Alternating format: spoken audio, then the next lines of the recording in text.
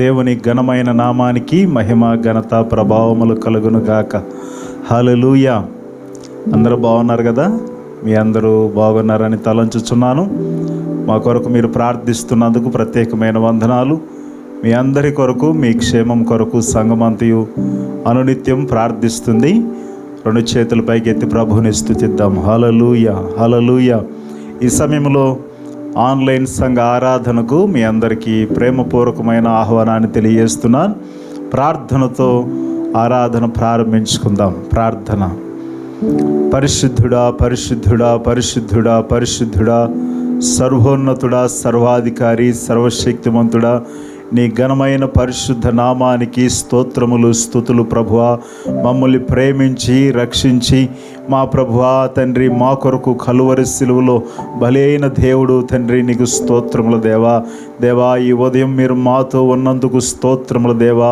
మరొక పరిశుద్ధ దినములో మేము ప్రవేశించడానికి మీరు కృపనిచ్చారు దేవా. ఈ ఉదయం నాయన పాటలు, ఆరాధన, వాయిద్యాలు, వాక్య పరిచర్య నాయనా తండ్రి, ముగింపు ప్రార్థన వరకు మీరుండండి.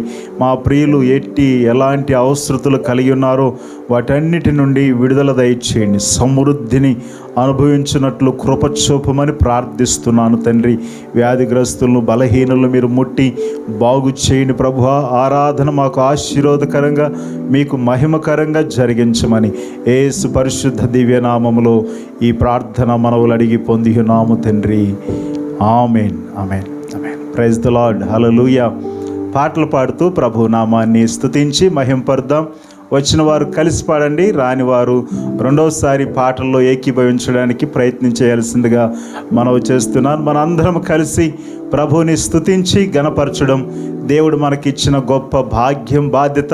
అందరూ ఏకీభవిద్దాం. దేవుని నామానికి స్తోత్రం కలుగునుగాక. ఈ ప్రత్యేకమైన దినాన్న పాటలు పాడుతూ ఆయన నామాన్ని మహిమపరుద్దాం. అందరం కలిసి పాడుతూ దేవుని నామాన్ని గణపరుద్దాం. ఊహకు అందనిది, ఊహించలేనిది ఈ పాట పాడుతూ దేవుని నామాన్ని గణపరుద్దాం. ఊహకు అందనిది, ఊహించలేనిది, ఉన్నతమైనది ఓ యేసుని ప్రేమ. ఊహకు అందనిది, ఊహించలేనిది, ఉన్నతమైనది ఓ యేసుని ప్రేమ. ప్రేమ, యేసు ప్రేమ, ప్రేమ, యేసు ప్రేమ, ప్రేమ, యేసు ప్రేమ, ప్రేమ, యేసు ప్రేమ.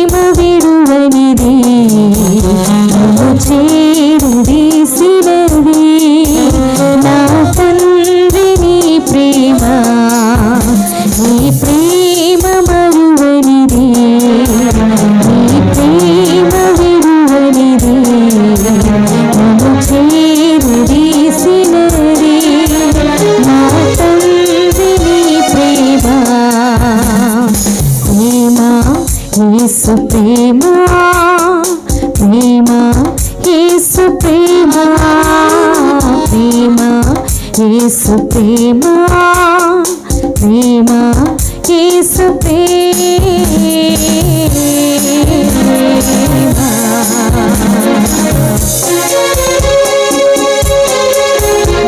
సత్యమైనది, నీ ప్రేమ నిత్యమైనది ప్రభువా.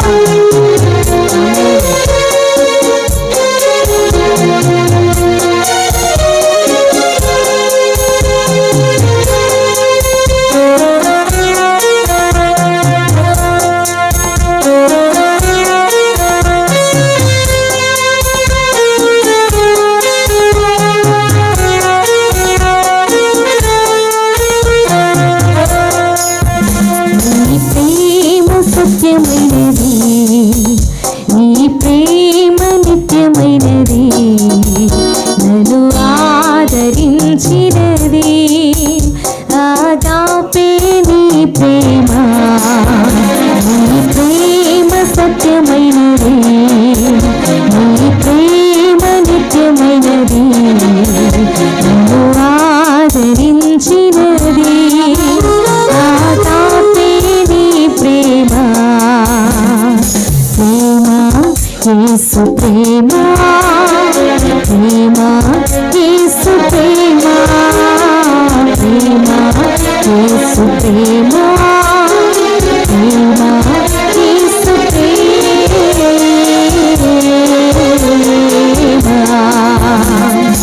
ఊహకు అందనిది, ఊహించలేనిది, ఉన్నతమైనది ఓ యేసుని ప్రేమ, ఊహకు అందనిది, ఊహించలేనిది, ఉన్నతమైనది ఓ యేసుని ప్రేమ,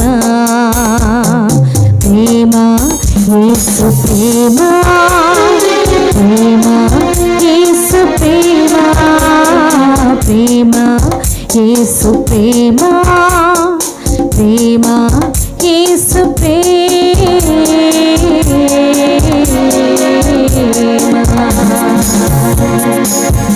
హల్లెలూయా. మరొక పాట పాడుతూ దేవుని నామాన్ని స్తుతించి ఆరాధిద్దాం. అందరం కూడా ఉజ్జీవంగా స్వరమెత్తి చప్పట్లు కొడుతూ, యేసయ్యా నీకు వందనాలు, నన్ను రక్షించినందుకు, పోషించినందుకు, కాపాడినందుకు నీకు వందనాలు యేసయ్యా అని అందరం కలిసి ఉజ్జీవంగా పాడుతూ మహిమపరుస్తాం. యేసయ్యా వందనాలయ్యా, నీ ప్రేమకై వందనాలయ్యా, యేసయ్యా వందనాలయ్యా, నీ ప్రేమకై వందనాలయ్యా, నన్ను రక్షించినందుకు, పోషించినందుకు, కాపాడినందుకు వందనాలయ్యా, నన్ను రక్షించినందుకు, పోషించినందుకు, కాపాడినందుకు వందనాలయ్యా, వందనాలు వందనాలయ్యా, శతకోటి స్తోత్రాలయ్యా. అందరం కలిసి పాడదాం. వందనాలు వందనాలయ్యా, శతకోటి స్తోత్రాలయ్యా, యేసయ్యా యేసయ్యా యేసయ్యా వందనాలయ్యా, నీ ప్రేమకి వందనాలయ్యా, యేసయ్యా వందనాలయ్యా, నీ ప్రేమకి వందనాలయ్యా. అందరూ చప్పట్లు కొడుతూ ఆయన నామాన్ని మహింపరుద్దాం. నన్ను కాపాడినందుకై, నన్ను తప్పించినందుకై నీకు వందనాలు యేసయ్యా అని పాడదామా? ఆమేన్.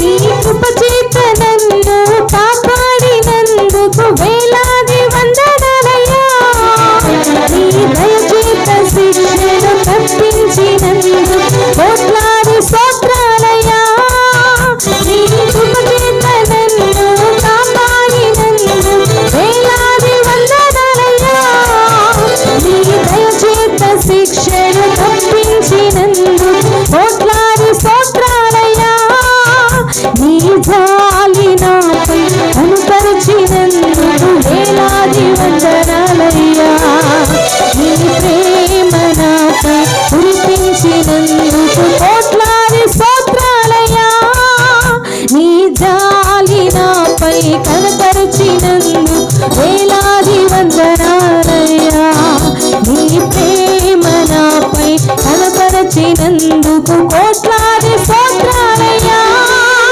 వందనాలు వందనాలయ్యా, శతకోటి స్తోత్రాలయ్యా. స్వరమెత్తి పాడదాం. వందనాలు వందనాలయ్యా, శతకోటి స్తోత్రాలయ్యా, యేసయ్యా యేసయ్యా యేసయ్యా వందనాలయ్యా, నీ ప్రేమకి వందనాలయ్యా, యేసయ్యా వందనాలయ్యా,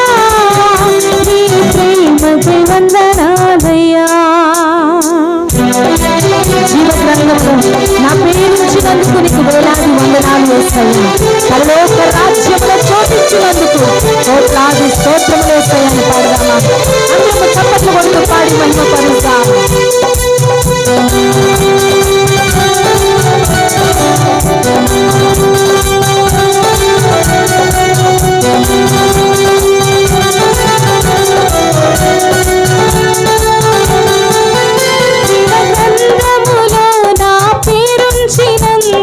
వేలాది వందనాలయ్యా, పరలోక రాజ్యముల చోటిచ్చినందుకు కోట్లాది స్తోత్రాలయ్యా. జీవగ్రంథములో నా పేరుంచినందుకు వేలాది వందనాలయ్యా, పరలోక రాజ్యముల చోటిచ్చినందుకు కోట్లాది స్తోత్రాలయ్యా. నన్ను నరకము నుండి తప్పించినందుకు వేలాది వందనాలయ్యా. నీ సాక్షిగా ఇలలో నన్నుంచినందుకు కోట్లాది స్తోత్రాలయ్యా. నన్ను నరకము నుండి తప్పించినందుకు వేలాది వందనాలయ్యా. నీ సాక్షిగా ఇలలో నన్నుంచినందుకు కోట్లాది స్తోత్రాలయ్యా. వందనాలు వందనాలయ్యా, శతకోటి స్తోత్రాలయ్యా. వందనాలు వందనాలయ్యా, శతకోటి స్తోత్రాలయ్యా. యేసయ్యా యేసయ్యా యేసయ్యా వందనాలయ్యా. నీ ప్రేమకై వందనాలయ్యా. స్వరమెత్తి ఉజ్జీవంగా పాడదాం. యేసయ్యా వందనాలయ్యా, నీ ప్రేమకై వందనాలయ్యా.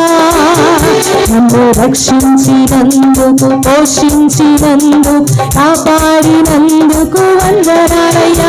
నన్ను రక్షించినందుకు, పోషించినందుకు, కాపాడినందుకు వందనాలయ్యా. వందనాలు వందనాలయ్యా, శతకోటి స్తోత్రాలయ్యా. వందనాలు వందనాలయ్యా, శతకోటి స్తోత్రాలయ్యా.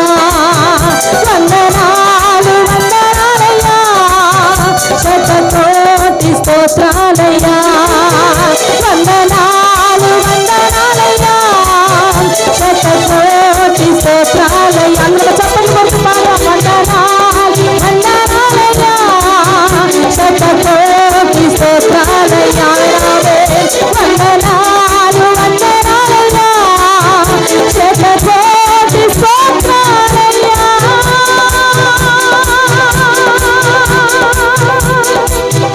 నీకే నీకే నీకే వందనాలు చెల్లిస్తూ ఉన్నాం. మమ్మల్ని నరకంలో నుండి తప్పించిన దేవా, జీవ గ్రంథంలో మా పేరుంచినందుకు నీకు వందనాలు చెల్లిస్తూ ఉన్నాము ప్రభువా. మహోన్నతుడా, నీకే నీకే మహిమ ఘనత ప్రభావములు చెల్లిస్తూ ఈ స్తుతులు మీకే సమర్పిస్తూ ఉన్నాము తండ్రి. ఆమేన్. హల్లెలూయా, ప్రైజ్ ద లార్డ్. అందరూ బాగున్నారు కదా? దేవునికి స్తోత్రం. ఈ యొక్క ఉదయము దేవుని యొక్క వాక్యాన్ని మనము ధ్యానిద్దాం. పరిశుద్ధాత్మ దేవుడు మనకు బయలుపరిచే గొప్ప సంగతులు వినడానికి శ్రద్ధగా మనం ముందుకు నడుద్దాం. పరిశుద్ధ గ్రంథములో చాలా సందర్భంలో దేవుడు మనతో ఉంటాను అని వాగ్దానం చేశాడు. అంత మాత్రమే కాదు, దేవుడు ఆయన బిడ్డల పక్షము నుండి సదాకాలము తోడుగా ఉంటాను అని చెప్పాడు. కాబట్టి దేవుని తోడు మనతో ఉన్నప్పుడు మనము దేనికి భయపడాల్సిన పని లేనేలేదు. అయితే పరిశుద్ధ గ్రంథములో ఎబ్రిలకు రాసిన పత్రిక 12వ అధ్యాయాన్ని మనం చదువుకున్నట్లయితే, 11వ అధ్యాయాన్ని మనం చదివినట్లయితే విశ్వాస వీరుల గురించి, అలాగే విశ్వాసము గురించిన గొప్ప సంగతులు మనము చదువుకుంటూ ఉంటాం. 12వ అధ్యాయంలో విశ్వాసానికి కర్త, దాన్ని కొనసాగించువాడు అని భక్తుడు రాస్తూ ఉంటాడు. అయితే దేవుని బిడ్డలైన మనం అందరము కూడా విశ్వాసులుగా పిలువబడుతూ ఉన్నాం. విశ్వాసుల జీవితాల్లో విశ్వాసం ఉంచడం చాలా ప్రాముఖ్యమైనది. మన జీవితాలకు చాలా ప్రాధాన్యమైనది. మన విశ్వాసము ద్వారా దేవుడు మహత్కార్యాలు, అద్భుత కార్యాలు మన జీవితాల్లో జరిగిస్తున్నాడు. అంత మాత్రమే కాదు, మన విశ్వాసము ద్వారా మనం బాగు చేయబడుతున్నాం. మన విశ్వాసము ద్వారా పర ఆశీర్వాదాలు స్వతంత్రించుకుంటున్నాం. మన విశ్వాసం సిగ్గుపరిచేది కాదు. మన విశ్వాసము ద్వారా గొప్ప కార్యాలు చూడగలుగుతున్నాం, మన జీవితాల్లో అనుభవించగలుగుతున్నాం. అయితే ఈ యొక్క ఉదయము దేవుని మాటల్లో ఒక మాటను మనం జ్ఞాపకం చేసుకుందాం.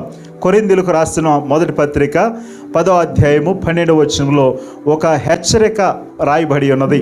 దాన్ని ఒక లైన్ మనము ఈ యొక్క ఉదయము ధ్యానించాలని ఆశపడుతున్నాను. ఈ హెచ్చరిక, తాను నిలుచున్నానని తలంచువాడు పడకుండునట్లు జాగ్రత్తగా చూచుకొనవలెను. తాను నిలుచున్నానని తలంచువాడు పడకుండా జాగ్రత్తగా చూచుకొనవలెను. ఇది విశ్వాసమును గురించి రాయబడిన మాట. అంటే నేను బలంగా ఉన్నాను, నేను స్థిరంగా ఉన్నాను, నేను కదలకుండా ఉన్నాను అని చెప్పి విశ్వాస జీవితంలో ఎవరైతే గొప్పలు చెబుతూ ఉంటారో వారు పడకుండా జాగ్రత్తగా చూసుకోవాలి. మొదటి పొందిన ఆ ప్రేమ, మొదట అనుభవించిన ఆ యొక్క స్థితి, ఆ స్థితి నుండి మనం పడిపోకుండా, దేవుడు మనకిచ్చిన యోగ్యతలు, భాగ్యము, దేవుడు మనకిచ్చిన గొప్ప స్థితి నుండి మనం పడిపోకుండా ఎప్పటికప్పుడు జాగ్రత్తగా ఉండవలసిన వారమే ఉన్నాం. అయితే ఈ రోజుల్లో చాలామంది క్రైస్తవులు అని పిలువబడుతున్నవారు, దేవుని బిడ్డలు అని చలామణి అవుతున్నవారు, వారు స్థిరంగా ప్రభువులో లేరు. వారు ఎంతవరకు స్థిరంగా ఉన్నారు అని ఆలోచిస్తే వారు ఎక్కడో చోట వారి జీవితాల్లో పడిపోయిన పరిస్థితులు మనకి కనిపిస్తూ ఉన్నాయి. పడిపోవడము, లేదా కొంతకాలానికి వెనుదిరిగి వెళ్ళిపోవడము, ఇలాంటి పరిస్థితులు కొంతమంది జీవితాల్లో మనం చూస్తూ ఉంటాం. ఇంకా దేవుణ్ణి మేము విడిచిపెట్టేస్తున్నాం, ఇంకా దేవుడు మాకు అవసరం లేదు, దేవుడు మాకు అక్కర్లేదు అనే పరిస్థితులు వారి జీవితాల్లో మనం చూస్తున్నాం, వారి నోటి నుండి మనం వింటూనే ఉన్నాం. అందుకనే సామెతల గ్రంథం 16వ అధ్యాయము 18వ వచనంలో భక్తుడు చెబుతున్న మాట, నాశనమునకు ముందు గర్వము నడుచును, పడిపోవుటకు ముందు అహంకారమైన మనసు నడుచును. మనం నిలుచున్నాము అనంటే, మనం బలంగా ఉన్నామంటే, మనం స్థిరంగా ఉన్నామంటే అది కేవలము ప్రభు కృప. ప్రభు మనల్ని భద్రపరుస్తూ ఉన్నాడు. ఆయనే మనల్ని భద్రపరచగలడు. ఆయన తన కృప చేత మనల్ని ఆవరించి నిత్యము మన జీవితాలని బలపరిచి స్థిరపరిచే దేవుడు. నమ్మినట్లయితే అందరము కలిసి ప్రభుని స్తుతిద్దాం. హల్లెలూయా.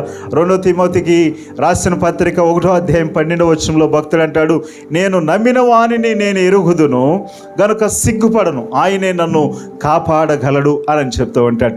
చాలా సందర్భాల్లో మన జీవితాల్లో ప్రభు మనకి చేసే మేలులను బట్టి ఆయనతో సాగుతాం. ఎక్కడైనా ఆయన మనం అనుకున్న మేలులు జరిగించకపోతే వెనుదిరగడము, విశ్వాసములో చల్లారిపోవడం, విశ్వాసము నుండి తొలగిపోవడం లాంటి పరిస్థితులు ఆయా వ్యక్తుల జీవితాల్లో, కుటుంబాల్లో మనము చూస్తూ ఉన్నాం. విశ్వాసము నుండి అసలు పడిపోవడం అంటే ఏంటి, విశ్వాసము నుండి దిగజారడం అంటే ఏంటి, ఈ కొన్ని మాటలు లేఖన భాగంలో మనం చదువుదాం. తొలగిపోవడం అనంటే దేవుని నుండి మన హృదయాలను పక్కకు త్రిప్పుకోవడం, దేవుని నుండి మన హృదయాలను పక్కకు తిప్పుకోవడం. ఇంతకుముందున్న ఆసక్తి తగ్గిపోతూ ఉంటుంది, ఇంతకుముందున్న భక్తి తగ్గిపోతూ ఉంటుంది, ఇంతకుముందున్న ప్రార్థన జీవితం తగ్గిపోతూ ఉంటుంది, ఇంతకుముందు ఉన్న బైబిల్ ధ్యానం తగ్గిపోతూ ఉంటుంది. కాలక్రమేణా వారు ఇటు అటు చలామణి అవుదాం అనుకుంటారు, ఇటు లోకములోను అటు దేవునిలోను చలామణి అవుదాం అనుకుంటారు. అది కుదరదు. ఒకరోజు వారి యొక్క భక్తి జీవితము వీగిపోతూ ఉంటుంది, వారి భక్తి జీవితం తేలిపోతూ ఉంటుంది.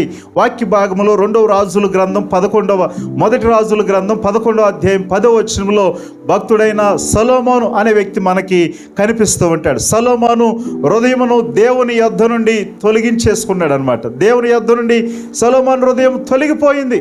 కారణం ఏమిటి అనంటే దేవుడు చెప్పిన మాట వినలేదు.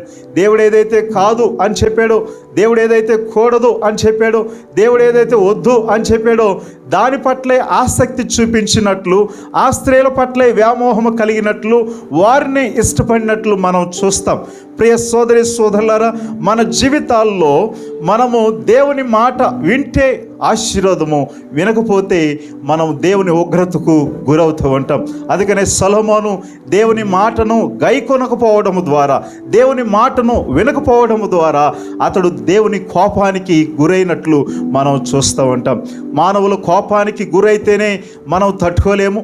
అలాంటిది మనల్ని కలుగు చేసిన సర్వశక్తిమంతుడైన దేవుని కోపానికి గురవడం అది ఎంత భయంకరమైన విషయమో కదా. ఒకసారి మీరు ఆలోచించేయండి. మీరు విశ్వాసంలో ఏ స్థాయిలో ఉన్నారో, మీరు విశ్వాసంలో ఏ స్థితిలో ఉన్నారో ఒకసారి మిమ్మల్ని మీరు పరిశీలన చేసుకోవాల్సిందిగా మనవి చేస్తున్నాను. విశ్వాసము నుండి తొలగిపోవడం వల్ల విశ్వాసము చల్లబడి ఆ మొదట ఉన్న ప్రేమను మనం కోల్పోతూ ఉంటాం. ఆ మొదట దేవుని పట్ల ఉన్న భక్తిని మనం కోల్పోతూ ఉంటాం. అందుకనే ప్రకటన గ్రంథంలో గ్రంథకర్త అంటాడు 2వ అధ్యాయము 4వ వచనంలో, ఆయనను మొదట నీకుండిన ప్రేమను వదిలితివి, నీ మీద తప్పు ఒకటి మోపవలసి ఉన్నది అని అంటాడు. మొదట ఉండిన ప్రేమ ఈ సంఘం ఏం చేసిందంటే మానేసింది. మొదటి ఉన్న ప్రేమ కోల్పోయింది అన్నమాట. కారణం ఏంటి అనంటే లోక మోజు, లేకపోతే లోక విషయాల పట్ల ఆసక్తి, లేకపోతే లోక పోకడ పట్ల ఆసక్తి. కొన్నిసార్లు మన జీవితాలలో లోకము మనలో ఉంటుంది. లోకము మనలో ప్రవేశించి మన మీద పెత్తనం చేస్తూ ఉంటుంది. విశ్వాసులుగా దాన్ని గ్రహించకపోతే రానున్న దినాలలో ప్రభువుని ఎదుర్కోవడం అసాధ్యమవుతుంది. రానున్న ఈ రాకడ దినాలలో ఉన్న మనము భయంకరమైన హింసకు గురవలసిన పరిస్థితి ఏర్పడుతూ ఉంటుంది. ఈ లేఖన భాగం మనకు చెప్పే అద్భుతమైన సత్యం ఏమిటంటే, తొలగిపోవడం అనేది రక్షణకు అనేకులు మనం నడిపించాల్సింది పోయి, మన రక్షణను కాపాడుకోవాల్సింది పోయి మనము త్రిప్పివేయబడుతూ ఉంటాం. అనేకులకు రక్షింపబడే వారికి ఆటంకంగా మారిపోతూ ఉంటాం. వాక్య భాగము మనకి అనేక పర్యాలు మనల్ని హెచ్చరిస్తూ గల కారణం ఏంటి అని అంటే, విశ్వాసము నుండి మనము తొలగిపోకుండా ఉండాలి. విశ్వాసము నుండి మనము తొలగిపోకుండా ఉండాలి. విశ్వాసము నుండి నెమ్మదిగా మనం తొలగిపోవడం ద్వారా అది ఏ విషయాలు మనకి తెలియజేస్తూ ఉంది. ఎలాగైనా మన జీవితాల్లో విశ్వాసం నుండి ఈ వ్యక్తి కోల్పోతున్నాడు, విశ్వాసాన్ని కోల్పోయాడు, విశ్వాసం నుండి తొలగిపోయాడు అని ఒకేసారి కనిపించదు. నిదానంగా అతనిలో ఇంతకు ముందున్న భక్తికి సంబంధించిన విషయాలు ఏమి కనిపించు. ఇంతకు ముందున్న ప్రేమ అతనిలో కనిపించదు. ఇంతకు ముందున్న ప్రార్థన, ఇతను ముందున్న ఆ సంభాషణ, ఆ రుచికరమైన సంభాషణ అతనిలో కనిపించదు. ప్రియ సహోదరులారా, అతడు దేవుని పట్ల అంత మాత్రమే కాదు, అతడు బైబిల్ పట్ల, ఆ తర్వాత అతడు ప్రార్థన పట్ల, ఆరాధన పట్ల, అనేకులకు సాక్షిగా ఉండే విషయంలో అతడు దినదినము ఆసక్తిని కోల్పోతూ ఉంటాడు. లోకము గనక మనలో ప్రవేశిస్తే అది చేసే పని అదే, మనల్ని విశ్వాసం నుండి పూర్తిగా దిగజారిపోయేటట్లు చేస్తూ ఉంది. ప్రియ సోదరులారా, మీరు సంఘములో ఉన్నారా లేక లోకములో ఉన్నారా? సంఘములో ఉండి లోకం మిమ్మల్ని ప్రేరేపిస్తుందా? సంఘములో ఉండి కూడా లోకం మీ మీద పెత్తనం చేస్తుందా? ఒకసారి మీరు ఆలోచించవలసిందిగా మనవి చేస్తున్నాను. పరిశుద్ధ గ్రంథములో నుండి మనం జ్ఞాపకం చేసుకోవాల్సిన కొన్ని అంశాలు ఉన్నాయి. ఈ అంశాలు మనం జ్ఞాపకం చేసుకుని మన విశ్వాసం ఎలా ఉంది, విశ్వాసములో ఏ స్థితిలో మనం ఉన్నాం అని ఒకసారి మనల్ని మనం పరిశీలన చేసుకుందాం. పరిశుద్ధ గ్రంథంలో కొన్ని మాటలు మనం జ్ఞాపకం చేసుకున్నట్లయితే, విశ్వాసం నుండి తొలగిపోవడం అంటే అకస్మాత్తుగా పడిపోవడం, లేకపోతే అకస్మాత్తుగా తొలగిపోవడం. ఈ వాక్య భాగంలో మనం నేర్చుకునే ఒక అద్భుతమైన సత్యం ఏమిటంటే, పాపము యొక్క భయంకరమైన స్వభావము మనలో ఒక్కసారే కనిపించదు, అది నిదానంగా కనిపిస్తూ ఉంటుంది. ఒకరోజు దేవుని సన్నిధిలో ఉండి కూడా తేలిపోయినట్లు, ఎండిపోయినట్లు మనము కనిపిస్తూ ఉంటాం. ప్రియ సహోదరులారా, పరిశుద్ధ గ్రంథములో మన జీవితాల్లో, పరిశుద్ధ గ్రంథంలో ఒక వ్యక్తి మనకి గొప్ప హెచ్చరికగా ఉన్నాడు. లోతు గురించి మనం చూస్తే, లోతు తన జీవితంలో పడిపోయిన విధానాన్ని మనం చూస్తే 7 అంశాలు అతనిలో నుంచి మనము హెచ్చరికగా నేర్చుకోవచ్చు. అలా జీవించకూడదు మనం అసలు. లోతు అబ్రహాముకు మంచి బంధువు, అబ్రహాముకు రక్త సంబంధి. అలాంటి లోతు జీవితాన్ని మనం చూస్తే ఆదికాండం 13వ అధ్యాయం 10వ వచనంలో, లోతు తన కనులెత్తి యోర్దాను ప్రాంతం అంతటిని చూచి, లోతు కనులెత్తి యోర్దాను ప్రాంతం అంతా చూశాడు. లోతు ఏం చూస్తున్నాడు? మనం చూడాల్సిందేంటి? మనం ఎవరి వైపు చూడాలి? మనము దేవుని వైపు చూడాలి, మన రక్షకుని వైపు చూడాలి. మనం చూడాల్సింది పర సంబంధమైన వాటిని మనం చూడాలి, భూ సంబంధమైనవి కావు. కానీ ఈ లోతు, అతనిలో దురాశ. ఈ లోకము చాలా ఆకర్షణీయంగా కనిపిస్తూ ఉంటుంది. ఈ లోక విషయాలు చాలా ఆకర్షణీయంగా కనిపిస్తూ ఉంటాయి. అవి మనల్ని దోచుకోవడానికి, అది మనల్ని క్రీస్తు నుండి పడగొట్టడానికి, దేవుని రూపాన్ని మనలో నుండి చెడగొట్టడానికి. లోతు దురాశపరుడు. లేఖనములో మనం ఆ సంగతి చూస్తూ ఉంటాం. చాలామంది పొరపాటున అనుకుంటూ ఉంటారు, కానీ వారి జీవితాల్లో పొరపాటున చేసినవి చూసినవి వారి జీవితాన్ని స్వాధీనం చేసుకుని వారిని పరిపాలన చేస్తూ ఉంటాయి. లోతులో మనం చూసే మరొక సంగతి, లోతు ఎత్తైన పర్వతాలకు బదులు అతడు పల్లపు మైదానాన్ని చూశాడు. అంటే అతడు క్రిందనున్న వాటిని చూస్తున్నాడు అన్నమాట. క్రింద ఏమున్నాయి? మనం వాక్య భాగం చెప్పే సంగతి ఏంటంటే, మీరు పై వాటి మీద మనసు పెట్టండి అని వాక్యం మనకు బోధిస్తోంది. పైన ఏముంది? పైన దేవుడు ఉన్నాడు, పైన పరలోకం ఉన్నది. పర సంబంధమైన ఆశీర్వాదాలు మనం పొందుకోవాలంటే నిత్యం పైకి మనం చూస్తూ ఉండాలి. కానీ లోతు కిందకు చూస్తూ ఉన్నాడు, క్రిందనున్న వాటిని ఎన్నుకుంటున్నాడు. చాలాసార్లు మన దృష్టి క్రిందనున్న వాటి మీద ఉంటుంది, భూ సంబంధమైన వాటి మీద ఉంటుంది.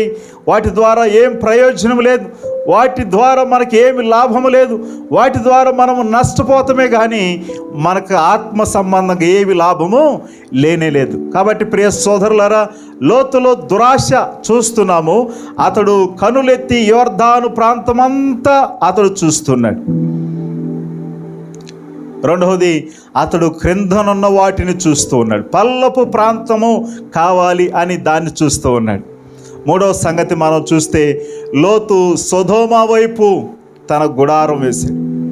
లోతు సొదొమ వైపు తన గుడారాన్ని వేశాడు. ఆదికాండం 13వ అధ్యాయంలోనే ఈ మాటలు మనం చూస్తాం.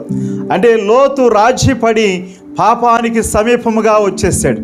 లోతు రాజీపడి పాపానికి సమీపముగా వచ్చేసాడు. అబ్రహాము గురించి చూస్తే, అబ్రహాము పర్వతంపై నివసించి దేవునిలో వృద్ధి పొందినట్లు బైబిల్ చెబుతుంది. బైబిల్ ఇంకో మాట చెబుతుంది, మానవ ఇచ్ఛల నుండి పారిపోవాలి అని వాక్య భాగం మనకి తెలియజేస్తుంది. 2వ తిమోతి పత్రిక 2వ అధ్యాయంలో మనం చదువుతాం ఈ మాటలు. అంటే అతడు లోకముతో రాజీ పడిపోతున్నాడు, పాపముతో రాజీ పడిపోతున్నాడు.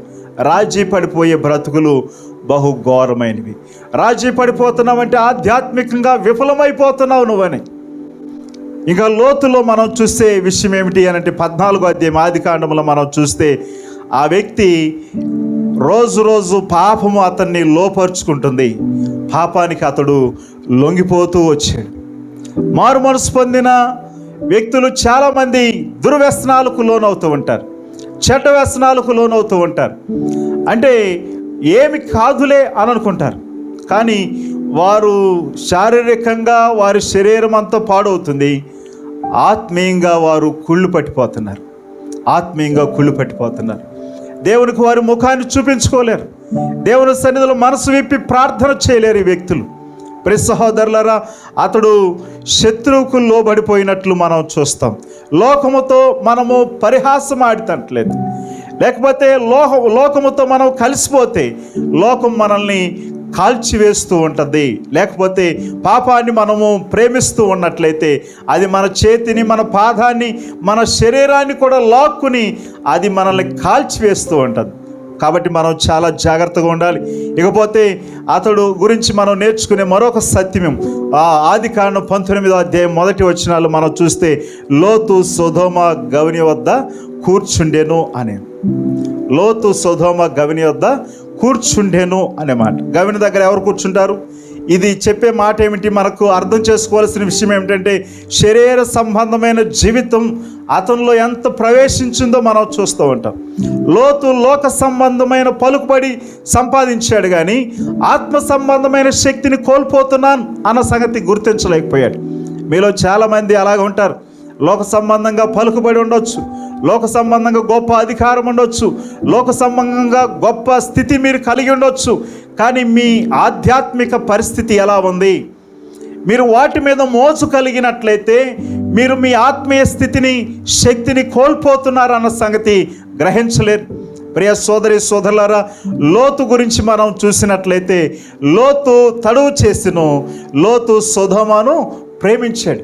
దినదినము అతడు సొదొమను ప్రేమిస్తున్నాడు, తెలియకోకుండానే దేవుణ్ణి దూరం చేసుకుంటున్నాడు. దేవుని శక్తిని కోల్పోతూ ఉన్నాడు. చాలాసార్లు మన జీవితాల్లో రక్షింపబడిన కొత్తలో బాగానే ఉంటాం, దేవుణ్ణి పరిచయం చేసుకున్న కొత్తలో బాగానే ఉంటుంది మన భక్తి. కానీ కాలక్రమేణా రోజులు గడుస్తున్న కొలది మనము దేవునిలో ఎంత స్థిరులుగా ఉంటున్నాం, దేవునిలో ఎంత బలంగా ఉంటున్నాం, దేవుని శక్తిని ఎంతగా మనం పొంది ఇతరులకు ఆశీర్వాదకరంగా ఉంటున్నాం, అది ప్రశ్నార్థకంగా మారిపోతుంది. ఈ లేఖన భాగం మనకు నేర్పించే విషయం ఏమిటంటే, ఎన్నోసార్లు మనము లోకాన్ని ప్రేమిస్తూ దేవుని ప్రజలను, దేవుని సంఘాన్ని మనకు తెలియకుండానే అసహించుకుంటున్నాం. నీవు దేవుని ప్రేమిస్తున్నావా, లోకాన్ని ప్రేమిస్తున్నావా? నీవు ఆత్మ సంబంధమైన జీవితం ఎదుగుదల కొరకు ప్రయత్నం చేస్తున్నావా, లేకపోతే శరీర సంబంధమైన జీవితము పట్ల మోజు కలిగి ఉన్నావా? ఒకసారి నీవు పరిశీలన చేసుకో. ఇంకా లోతు గురించి మనం నేర్చుకునే 6వ సంగతి, ఆదికాండం 19వ అధ్యాయంలోనే మనం చదివినట్లయితే, లోతు తన 2 కుమార్తెలను పాపములో పడేందుకు అనుమతి ఇచ్చాడు. పాపములో పడేందుకు అంటే, ఎప్పుడైతే ఒక వ్యక్తి దిగజారిపోతాడో అతడు ఇతరులను కూడా అతడు కలిగి ఉన్న తప్పులోనికి దిగజారుస్తూ ఉంటాడు. ఒక వ్యక్తి ఆధ్యాత్మికంగా కట్టబడుతున్నాడంటే అతడు ఆధ్యాత్మికంగా ఇతరులను బలపరుస్తాడు. లేదు, అతడు పాపములో దినదినము అతడు మునిగి తేలుతున్నాడంటే పాపం పట్ల అతడు ప్రేరేపిస్తూ ఉన్నాడు. ప్రియ సోదరులారా, మీరు ఎవరితో స్నేహం చేస్తున్నారు? మీరు ఎవరిని ఎటువైపు ప్రేరేపిస్తున్నారు? మీ ప్రవర్తన, మీ వైఖరి ద్వారా ఎంతమంది దేవుని వైపుకు వస్తున్నారు, లేకపోతే దిగజారుతున్నారా? నేరపూరితమైన బలహీనత లోతులో మనకి కనిపిస్తోంది. ఇంకా వాక్య భాగంలో మనం నేర్చుకునే మరొక సత్యం ఏమిటి అని అంటే, లోతు తన అల్లుళ్ళ దృష్టికి ఏమైపోయాడంటే ఎగతాళైపోయాడు. ఎన్నోసార్లు దిగజారిన పరిస్థితులు మన జీవితాల్లో చోటు చేసుకున్నట్లయితే ఇతరులకు ఎగతాళిగా, అపహాస్యంగా మారిపోతూ ఉంటాం. ఇంతకుముందు ఎంత భక్తిపరుడోనండి, ఎంతకుముందు ఎంత భక్తిపరురాలండి, కానీ నీ జీవితంలో ఆ పాపానికి, ఆ చెడుకు చోటు ఇవ్వడం ద్వారా దినదినము నీవు దిగజారిపోవడం ద్వారా ఎగతాళి పాలయ్యో, అపహాస్య పాలయ్యో. ఎంతోమంది హేళన చేస్తూ ఉన్నారు. జాగ్రత్త. లేఖన భాగం మనకు చెప్పే మరొక సత్యము, అదే ఆదికాండం 19వ అధ్యాయాన్ని మనం చదివినట్లయితే అక్కడ రాయబడిన మాటలు, ఇక్కడ లోతు మద్యపానము సేవించి అనైతిక కార్యాలు చేస్తూ ఉన్నాడు. లోతు పాపాన్ని ప్రేమించాడు. లోతు పాపములో జీవిస్తూ ఉన్నాడు. మత్తుపానీయము ఎప్పుడు అనైక్యత కార్యాలకు చోటిస్తూ ఉంటుంది. లోతును మనం చూసినట్లయితే లేఖన భాగము గొప్ప హెచ్చరిక. లోతు అంటే విందు వినోదాలు, అతడు దానికి తలొగ్గిపోయాడు, దానిలో జీవించడం ప్రారంభించాడు. ప్రియ సహోదరుల, లోతు జీవితాల్లో ఇన్ని భయంకరమైన విషయాలు, దురాశ, క్రిందనున్న వాటి పట్ల ఆసక్తి, రాజీ పడిపోవడం, శత్రువుకు లోబడిపోవడం, శరీర సంబంధమైన జీవితానికి అలవాటు పడిపోవడం, నేరపూరితమైన బలహీనత, గద్దించాల్సిన పిల్లలను గద్దించాల్సిన సమయంలో గద్దించకుండా వారిని పాపానికి ప్రేరేపించడం, అనుమతించడం, అతడు మందుకి, వినోదాలకు, విందులకు బానిసైపోవడం, ఇది భయంకరమైన పరిస్థితి. ప్రియ సహోదరులారా, వాక్య భాగం అనేక సందర్భాలు మనకు తెలియజేస్తుంది. ఇవన్నీ మన విశ్వాసము నుండి పడిపోవడానికి కారణాలు, విశ్వాసము నుండి తొలగిపోవడానికి కారణాలు. వాక్య భాగంలో అనేక విషయాలు మనకి తెలియజేయబడుతూ ఉన్నాయి.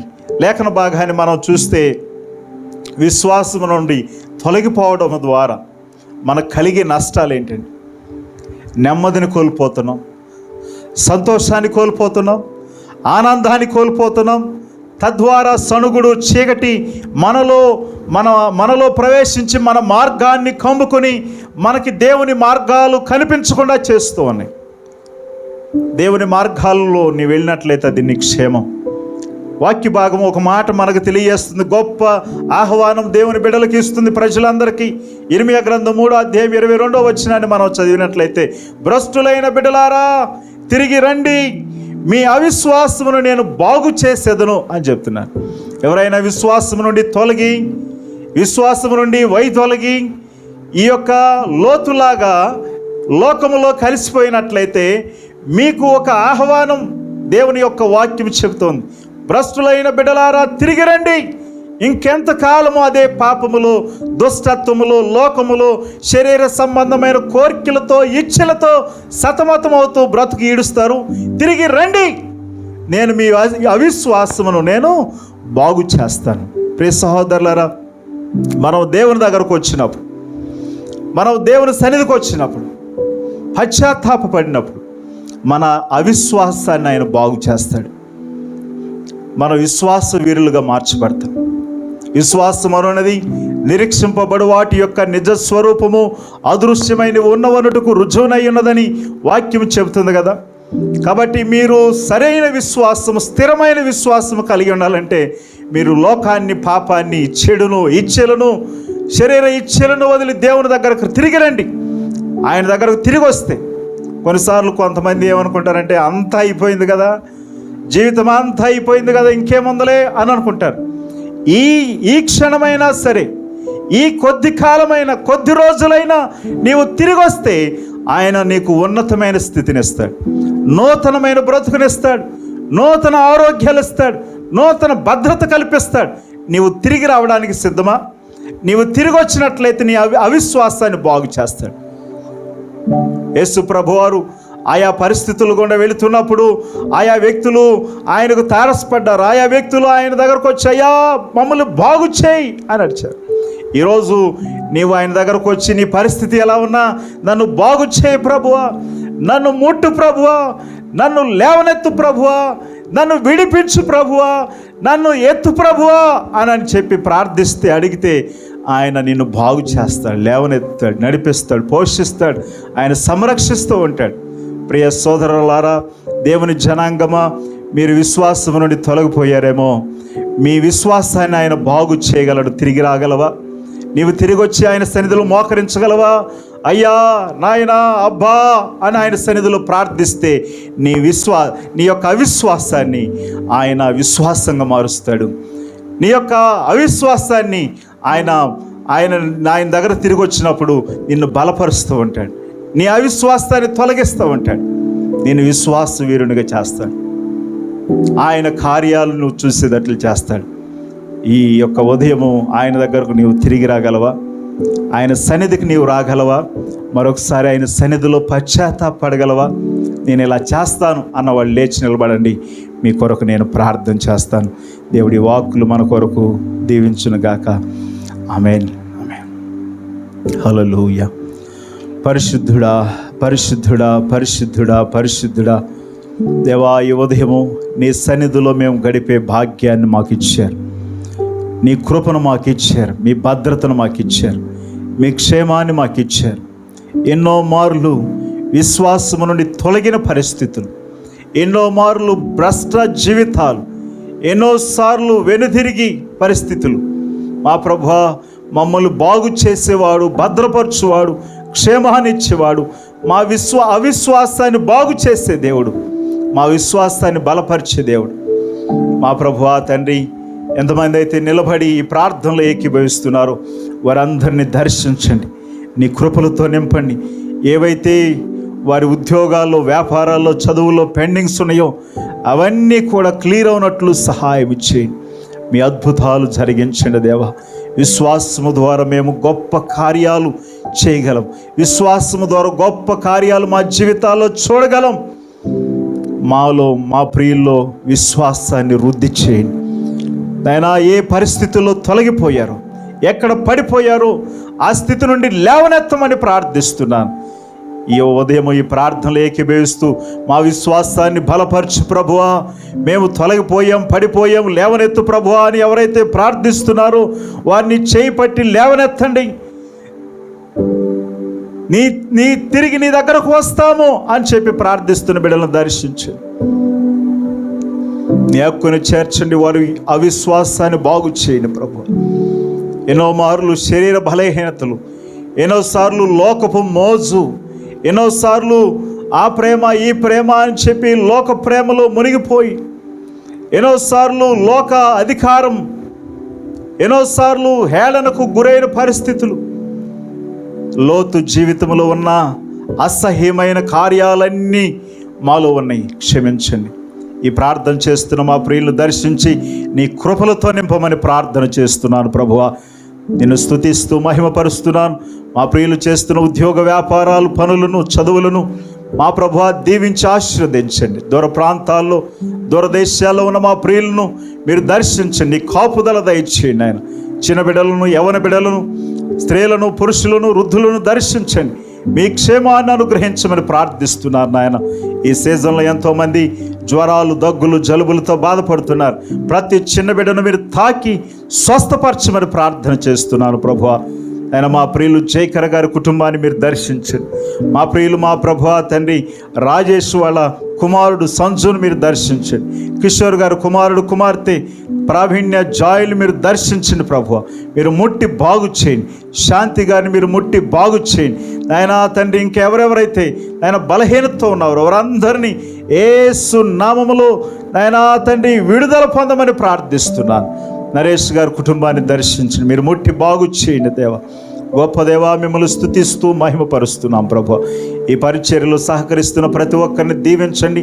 మీ ఆత్మీయ మేలులతో తృప్తిపరచమని ప్రార్థన చేస్తూ మా కొరకు తిరిగి రానయ్యున్న యేసు పరిశుద్ధ దివ్య నామములో ఈ ప్రార్థన మనవులు అడిగి పొంది ఉన్నాము తండ్రి. ఆమేన్. మన తండ్రి అయిన దేవుని దయ, కుమారుడైన యేసుక్రీస్తు కృప, పరిశుద్ధాత్మ యొక్క అన్యోన్య సహవాసము సన్నిధి ఇప్పుడు ఎల్లప్పుడూ ఆయన వచ్చు పర్యాంతం వరకు కాచి భద్రపరచునుగాక. Amen, amen, amen, amen. God bless you all.